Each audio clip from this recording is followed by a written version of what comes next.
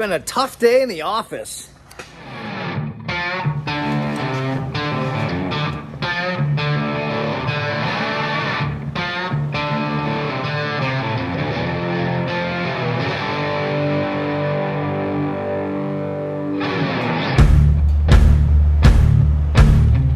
Every single thing I try to do, it seems like I'm failing. The axle bearings that I ordered, I went on Rock Auto, they don't fit. Outer diameter is too big. I need 2.83 inches. These ones are 3 inches. Every single one that I check online on their website, 1962 to 1964, they're all 3 inches. I ended up going to a place a couple towns over down in Plymouth, Cape Way Bearing, and they matched them up for me. Unfortunately, they don't have them in stock, so they ordered them, and those will be here whenever they get here. I went to the paint store to get some paint mixed up. As I told you guys earlier in the video, it's just a bad day, raining, windy, craziness, and the telephone pole was on fire outside of their business, Napa, and they had no power. So I left the paint there. So I'm hoping tomorrow or the next day they'll get their power back on to be able to mix up that paint. Couldn't paint anyways today, but I figured the places were right next door to each other for the most part. Just striking out all over the place. So I just cleaned up my fuel rail. Like I said earlier, I'm running a 6.2 intake, so this is the fuel rail. I have 2 of these that I found at Brad Barrow's house. Went to his house, did some picking in the garage. So I grabbed a couple of these. See all the old fittings and all that stuff. So I just cleaned these up real quick. I cleaned up the fittings on the wire wheel, and I just hit this with some steel wool and some WD-40. So I get that done. So what I'm going to do right now is, the only thing I can really do on the rear axle assembly is put the center chuck back in. So I'm going to get the gasket, get that gasket coated, get the surfaces all cleaned up, and get that center section put in place. And then when I get my axle bearings, I'll be able to push them back on the axles, get those axles installed with all fresh new gaskets and that stuff. And then I'll be ready to paint, because I'll have my paint too, and I'll be ready to go. So today's just kind of like a poopy day. After I do this center section, I think what I'm going to do is I'm going to head out to the other shop, the top garage, and I'm going to get the intake sandblasted, water crossover sandblasted, just clean up those things, and just kind of go through my parts and see what I need to get cleaned up and get ready for paint. I'm hoping I can get some paint on some parts by the end of the week, and just kind of keep picking away. Pretty soon I'm going to be able to start working on carburetors, so we'll see where I'm at tomorrow. I took a couple days off this week, so I'm hoping to be able to get a couple extra things done, get some work done on the car. I'm still trying to figure out my gauge situation. I found a couple NOS gauges online, so I'm probably going to buy those. I'm trying to create a full set, so to speak, so I can get my dash laid out. So that's probably going to be something I'm going to get to work on this week. That's also sandblasted, ready to go. Yeah, so that's about it. So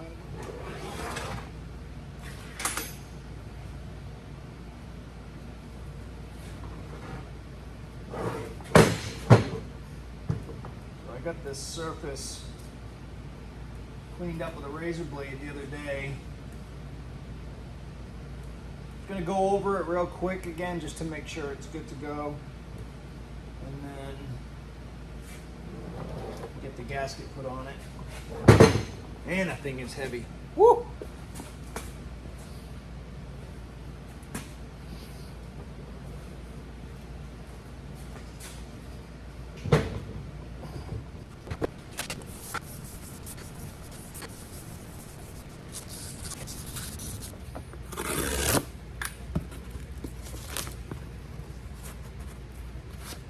Now I'm not putting this on, I'm just checking it to make sure it's the right one, essentially.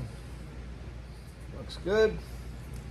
Alright, so I'm gonna get some RTV silicone on there, and then I'm gonna go do the center section real quick. Alright, spent a little bit more time cleaning up the center of this housing, or the surface, or the mating surface of the housing. So now I'm just gonna use this, it's called the Right Stuff, Permatex makes it. It's 90-minute gasket maker. So this is what I used on all the surfaces on the motor wherever I needed it. So just gonna put a real nice thin even coat of it on the surface of the housing. I'm gonna do the same on the center section itself, and I'll get the gasket installed on the center section or on the housing itself, and I'll install the center section. So like I had said a few minutes ago, this is really the only thing I can do right now until I get the bearings, the correct bearing, and I'm hoping I'll have those hopefully within the next couple of days. He didn't really say. He said he didn't have them in stock, but he could order them today. Didn't give me a time frame. I didn't ask, but he didn't give me a time frame either, which is fine.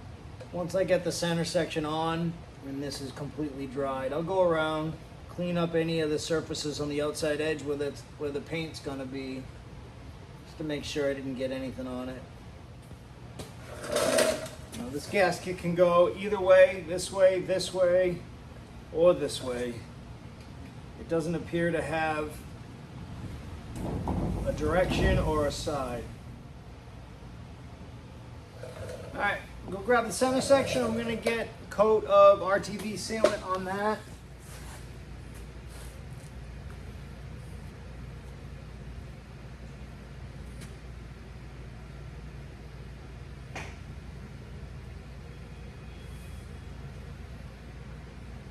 Well,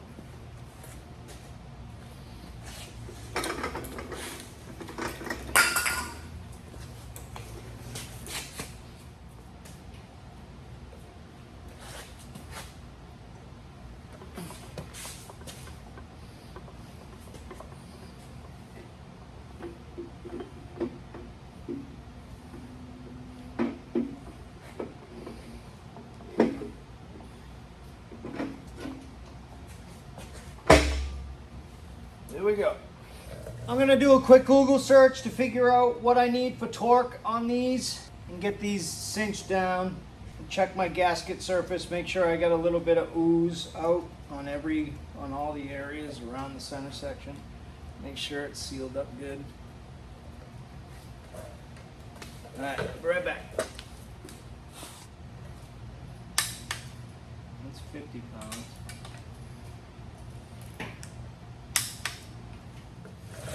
All right.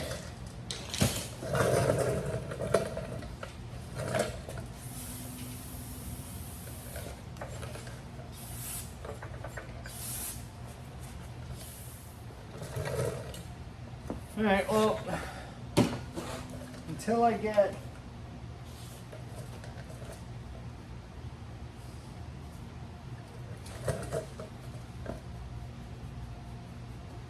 the rear axle bearings, I really can't go any further. So this is just gonna sit here for now and do nothing.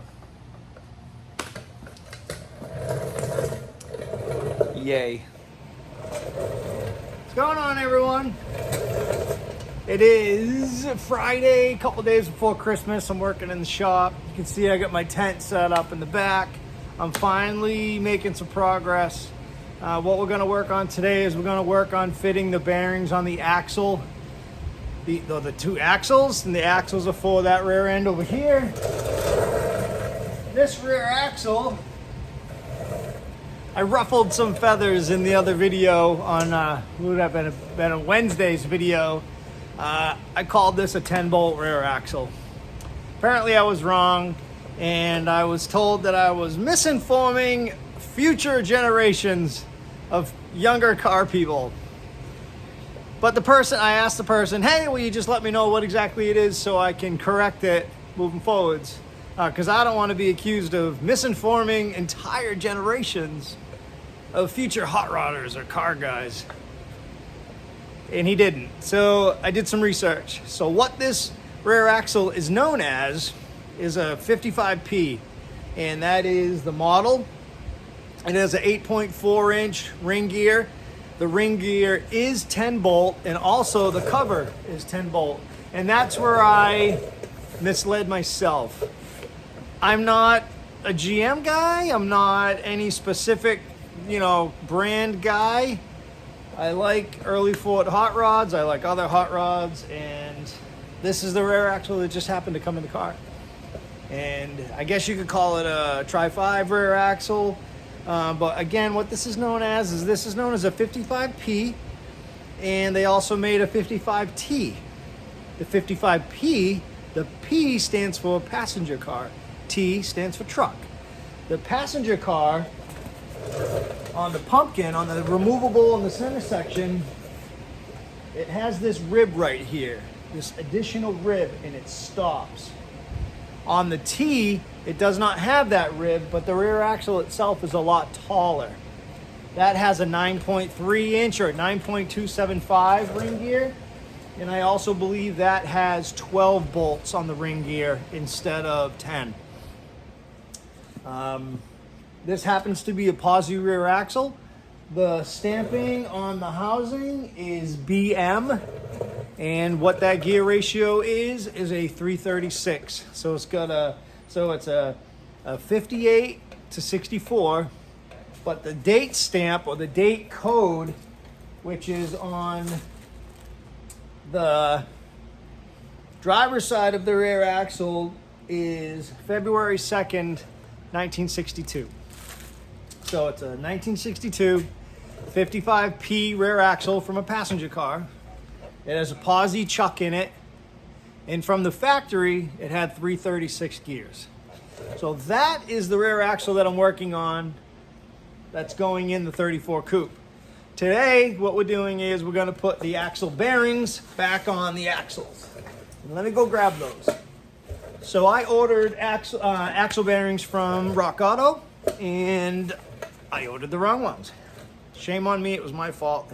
I'm not putting any blame on Rock Auto, but I couldn't find the bearings that I needed on Rock Auto.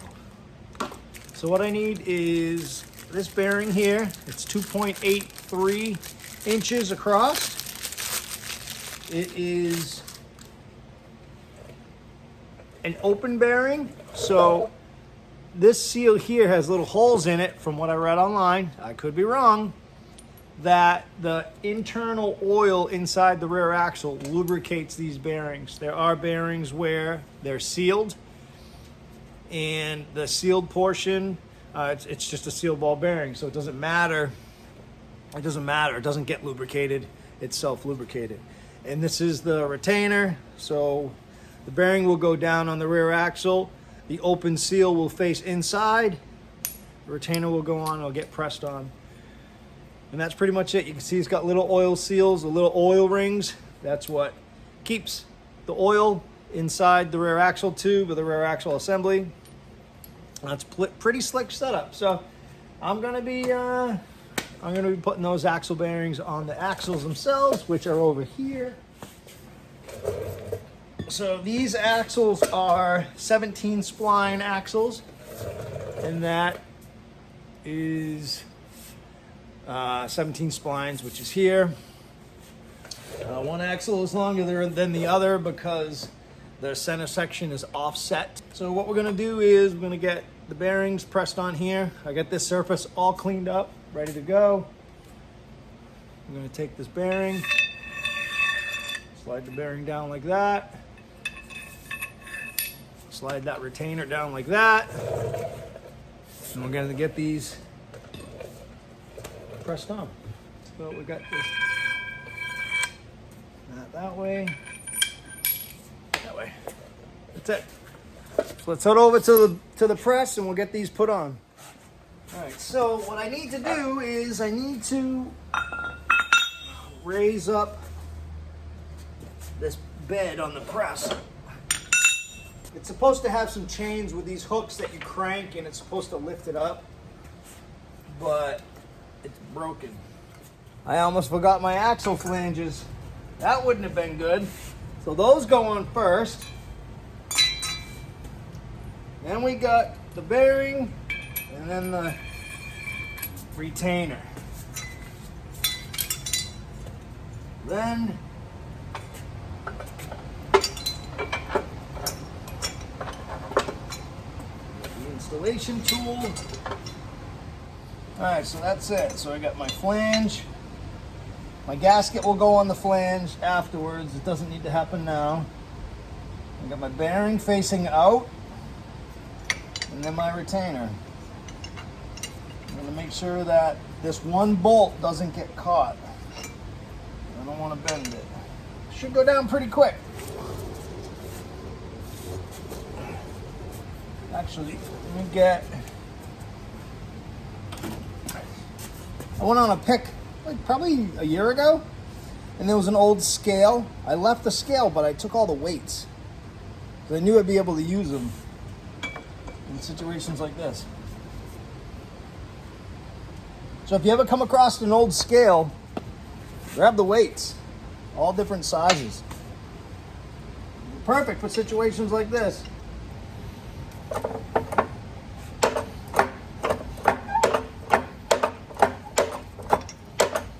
Now it says to press on the bearing as far as it'll go until it won't go any further.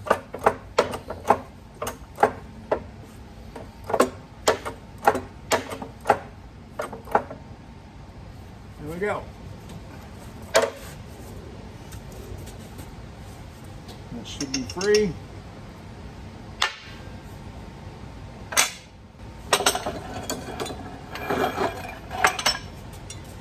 That's bearing number one. And someone said I should have paid a company to do this. Why? That's no fun. I like doing this stuff myself. I get to learn. And I get to show you guys as I'm learning. What's cooler than that, right? You know? There's a retainer.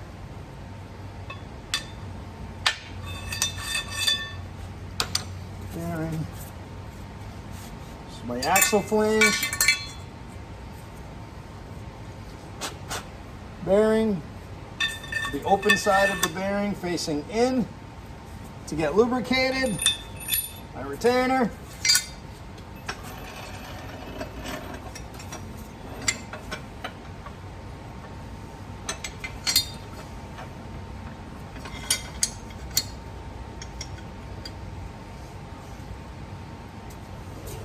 Now, if there's anybody local to me that ever needs something like this done, just reach out.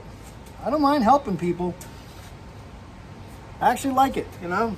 I like helping people. It makes me feel good. I won't charge anybody to do it, you know? Just do it because I got the tools to do it. And like I said, I don't mind helping people.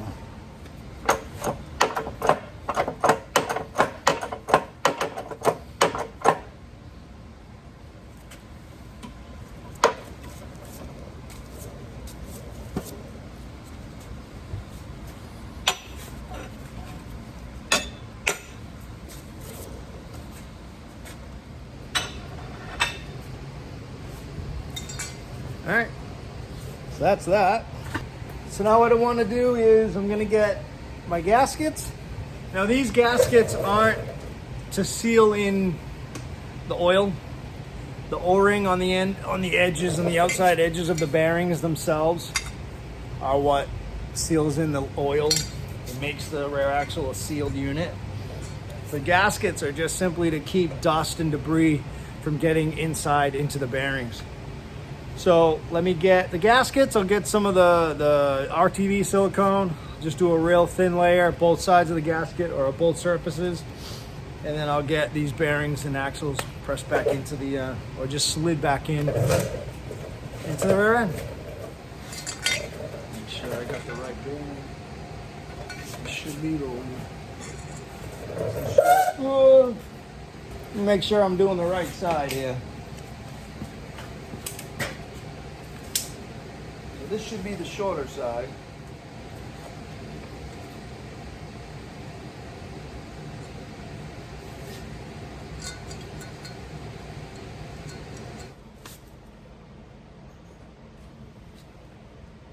Gasket. All right, so I got this surface all cleaned up. I'm gonna get my sealant. Do a quick, nice thin coat of RTV sealant on the surface here that the flange is going to attach to, just like on the first side. Any excess that's hanging out on the outside of the flange. I'll just wipe off before it dries. That's good.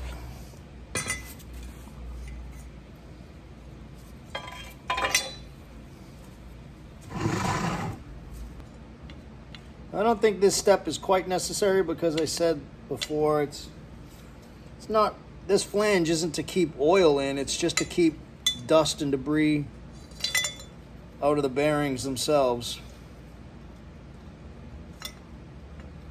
But I figured it can't hurt. Here, pull it back out to get my actual gasket on.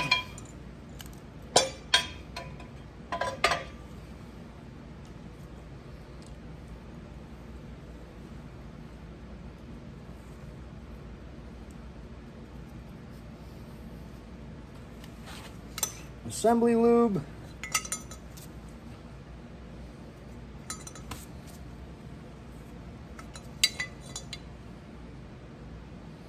Put a little bit of lube on those bearings, on the O-rings, just to make sure that they don't get damaged on the way in. All right.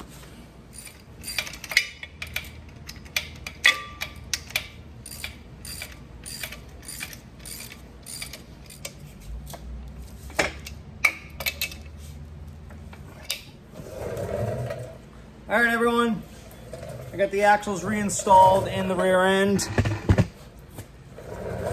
Went nice and smooth.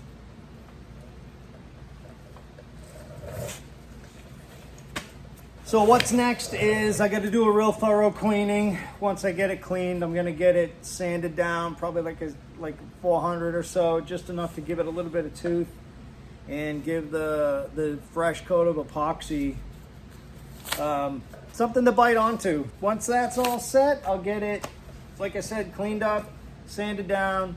I'm going to spray the rear axle and a lot of the other parts that are already sandblasted and ready for paint and primer.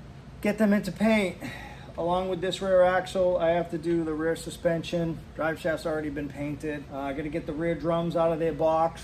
I got to get those cleaned up. They're brand new, but I just got to scuff them up, make sure they're ready for paint, get them cleaned up, get them in sealer so I can get the brakes built, get the drums put on, get this rear axle built, and then back underneath the car. Probably build the brake lines in the meantime while I have it out from under the car. So I'll at least get the brake lines run to the center or wherever I need to. I think I've got tabs. I've got all the brake line tabs already welded onto the frame underneath, so for the flexi lines. And that'll be it for the rear axle assembly. Like I said, it'll be nice to see this thing back up underneath the car. So now that I got my rocker assembly back from Delta Cam, I will be able to get that installed, get everything all set on the top half of the motor, get that thing cleaned up and ready for paint, maybe even get that into paint. I don't know if it'll happen Sunday. It might happen Sunday. But if not, it'll definitely be sometime between Christmas and New Year's. So that'll mean all the suspension will be in paint, the motor will be in paint. I still have a lot of cleaning to do on the transmission. I have a full gasket kit for the transmission, so that's gonna get done. So once I get it cleaned up, I'll re-gasket that. Hoping to have the car kind of somewhat put together, mocked up, so to speak, by the time that the main Auto Expo happens. I can't guarantee that's going to happen, so if anybody's coming up to the main Auto Expo, that is in Augusta, Maine. I don't know if it's I think it's at the Augusta Convention Center in Augusta, Maine. Load-in is on the 11th of January, but the show is actually the 12th, 13th, and 14th, so it's a Friday, Saturday, Sunday. So if you're in Maine, or if you got nothing going on the second weekend of January, come on up to Augusta, Maine, to the Auto Expo. And just talk to me, Pete, and anyone else in the club that's going to join us. We'll be up there just promoting the event, Northeast Vintage Drags. It is the New England's premier vintage drag race. Flatheads are welcome, early overheads are welcome, even some small block Chevys. Last year we had 110 cars and bikes, a bunch of other little things that were going on. We're trying to add more to this year's event. We're trying to change a couple of things that we feel could be improved. The event hopefully will just keep continuously growing year by year. Like I said, we had 110 cars last year. We're hoping to maybe get 125 to 150 cars. We're hoping to see Northeast Vintage Drags on the pages of Hot Rod Magazine. Keep an eye out for that. I don't exactly know when that's going to happen, but hopefully it's going to happen soon. And that'll give you guys a better idea of what the event's all about. I'm going to add a link to the drag race video right here.